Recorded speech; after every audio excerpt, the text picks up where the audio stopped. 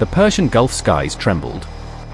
From the massive steel deck of the USS Nimitz, a row of F-18 Super Hornet fighter jets ignited their afterburners and launched one by one into the sky.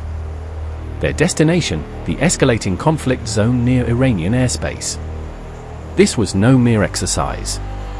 It was a show of force on the verge of a real confrontation. Beneath the grey skies of the Persian Gulf, the deck of the USS Nimitz transformed into a theater of global tension. The colorfully clad deck crew moved swiftly in coordinated military precision, every second counted. One of the F divided by a -18E Super Hornets, with AIM-120 and AGM-88 HARM missiles suspended from its wings, moved into catapult position. The pilot received a direct order from the command center, standby for launch. Authorization confirmed. Target surveillance active. In seconds, the sound of steam catapults thundered. The jets launched from the deck at a chest-shaking speed, tore through the air, and soon disappeared over the horizon.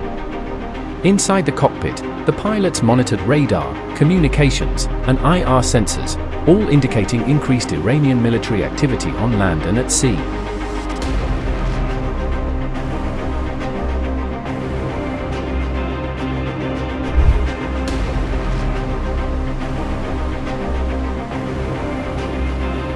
In the distance, the Nimitz radar system picked up interference signals, likely from an Iranian surveillance drone.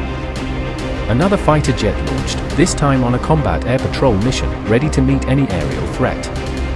"If they lock onto us, we fire back," the pilot said, his voice calm but tense. With diplomatic tensions running high and armed forces on high alert on both sides, every time a jet took off from the USS Nimitz, the world held its breath. Would this be the catalyst for a full-scale conflict, or a final deterrent before all-out war? The USS Nimitz, CVN-68, a nuclear-powered aircraft carrier, had established a strategic position in the Gulf of Oman, near Iranian waters and the Strait of Hormuz.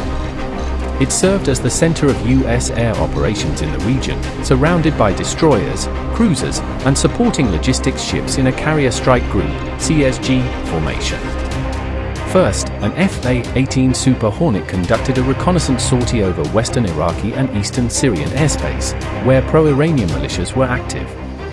Second, an EA-18G Growler took to the air to disrupt Iran's radar system on the southern coast.